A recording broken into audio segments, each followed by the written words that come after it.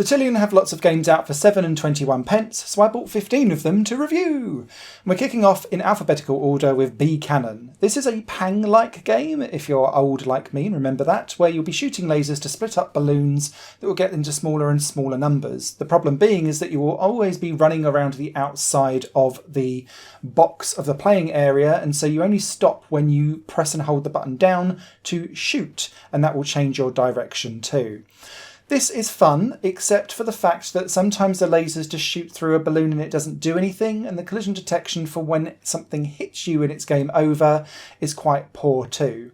It's relatively easy enough platinum, but getting to 500 points will require multiple playthroughs for you to get there in the end, but this is easily one of the better Xitilion games that are out there, and probably one of the few that I would recommend on that kind of sale.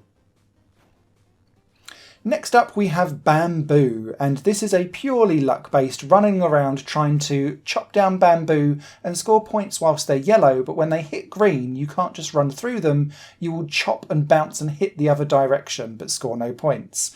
This game is ridiculously luck-based in order to get the platinum, because quite often bamboo spirals at such a quick speed to hit the top of the screen and give you a game over before you ever get a chance to do anything about it. So I found this incredibly frustrating, no skill involved whatsoever, purely luck-based for a platinum. Next up is Bomb Up, and I found this game incredibly frustrating. You launch and throw a bomb, but then have to press a button to release it and get the actual explosion out, and that pushes you away from the various other things that you're trying to get rid of. Now, again, this is hugely luck-based because it depends on the pattern that it's drawing for you, but I was able to get the platinum on this one within about 10 minutes or so, just through spamming the button and not really paying much attention to the actual game mechanics at all. This feels like one of the worst designed Xitilion games out there, and I wouldn't recommend it. Next up we have D-Laser, and I quite enjoyed this one. It's a bit Tronish as you're running back and forth, and reminds me of a ZX Spectrum game where you're trying to run up the screen and the laser that comes down, the big pink thing, will push you slightly further down the screen if you aren't being shielded by one of the other kind of mirror lasers. This is about you running constantly back and forth and pressing and holding your singular button so that you stop, but every time you stop you change direction. So a quick tap changes direction, press and hold makes you stand still, but the laser won't shoot when you're standing still, so there's a risk versus a reward for where you go.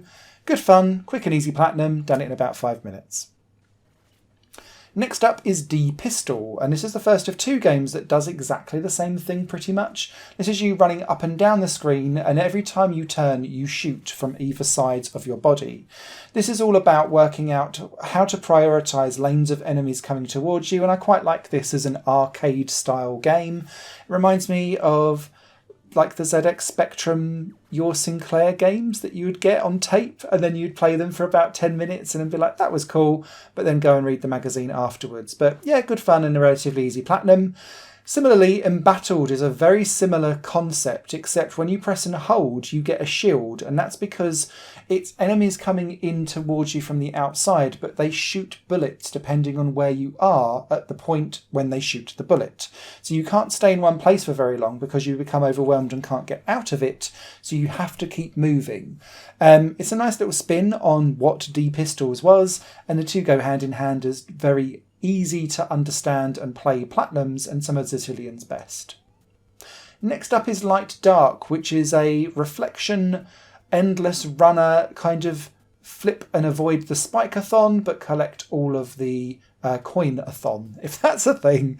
Again, a very simple, easy platinum. You just need to keep on top of what spikes are coming your way, and pressing and holding the jump versus tapping it will give you slightly longer jumps. But again, this is about luck of the draw. Sometimes the game just doesn't present you with nice winnable options, so you will have to play a few times to get there. The next game on this list is by far the most frustrating and annoying, and it's called Mirror Floor.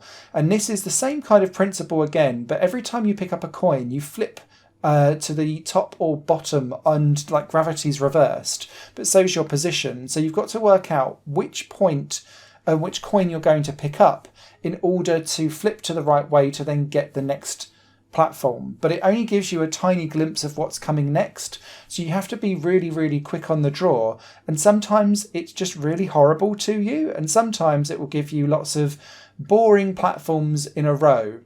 I found this incredibly frustrating. I still actually haven't got the platinum for this one because I got like ragey with it and decided to just park it for a while because it's too reliant on RNG and you not even looking at what you're supposedly doing. You're just looking at the edge of the screen to guess the next platform. And sometimes it's just unwinnable so that you can't do the survive 60 second. Poor game for me. Pump Press is next. And this is an interesting one where you need to shoot the enemies in front of you and then pass through them. And then kind of decide whether or not you're going to blast through some of them instead. And when you do that, it will then collect all of the enemies that you've shot into balloons behind so that you can then round up the scores. This concept took me a few minutes to actually understand what the hell I'm supposed to be doing, but when I did get it, actually it was quite fun to play and there's a good risk versus reward balance here. It's one of those games where if you're clever, you can get the top score within like 30 seconds and get the platinum really quickly, but you just have to kind of get the nuance of how far do you push something and what do you choose to avoid triggering so that you can then score those points. But yeah, Pump Press, surprisingly, wasn't too bad after I got used to it. The next game on this list is called Revolve A, and this is asteroids, but essentially like running through ribbons of ceremony, because as the mines get closer to each other, they then join up with those green lines, and you have to break through the green lines whilst not touching any of the mines so that you can then score points. But you're constantly rotating and drifting around, so it's like little parpy asteroids with little puff farts as you're going around. I found this game, again, heavily on the RNG front as to what works and what doesn't, but you were still able to control things in a nice enough way so that you felt well within your own destiny to get a good platinum with this. It took me a few goes to get there, and I found that actually little parps often was better than just letting yourself drift around and let destiny control you. I quite enjoyed that one, it wasn't too bad. Next up is S-Lanes, and this is a lane defense style game where you will constantly rotate around the different lanes and then you press and hold to then shoot. You'll see that the different lanes will have speeds and they'll move up and down, and so you need to prioritise not just what's coming towards you, but sometimes a lane will just speed up really, really quickly and you'll have to hopefully let go of the button and then move to the right lane and trigger it at the right time.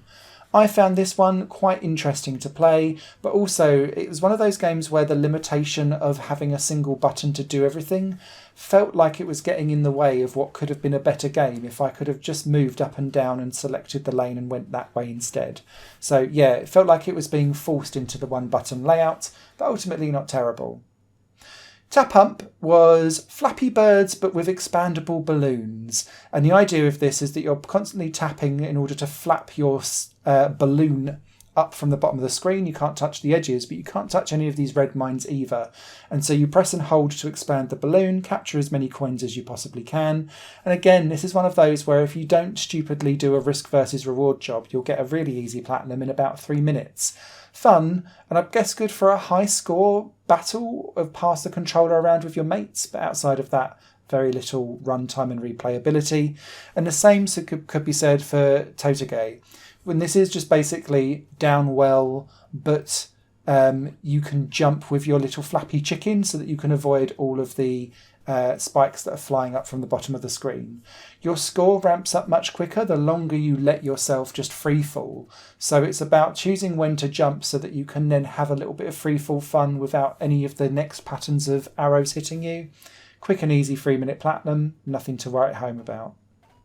Twin P was a little bit like the one where he was parping around, but this is like a rotating thing where the two Ps are tied up together with a string, and I think my problem with this was trying to work out what direction my P was about to rotate and spin around on, and that's really what stopped me from getting the platinum within a couple of minutes, and I had to spend a good 10-15 to get there.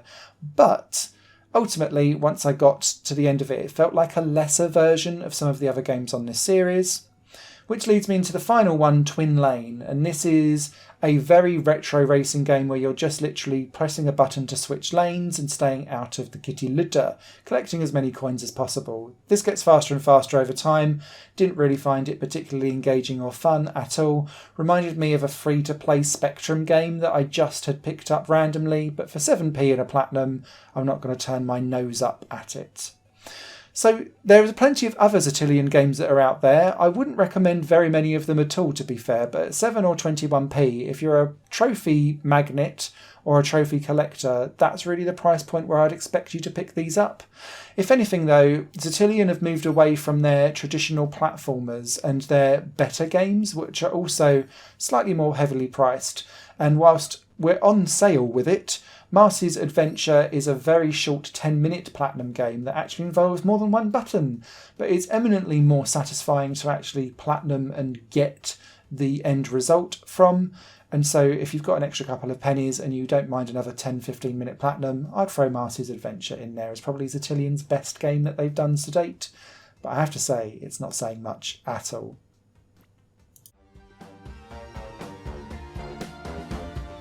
Higher Plane Games is part of the Higher Plane Network, a completely independent media outlet supported by people like you. The goal is to create the best possible content that cultivates a richer indie scene for games as well as music and entertainment. To find out more and to get involved, visit patreon.com/Higher Plane Network. Your support makes all the difference, and in return you'll gain access to bonus content and downloads. Thank you for watching.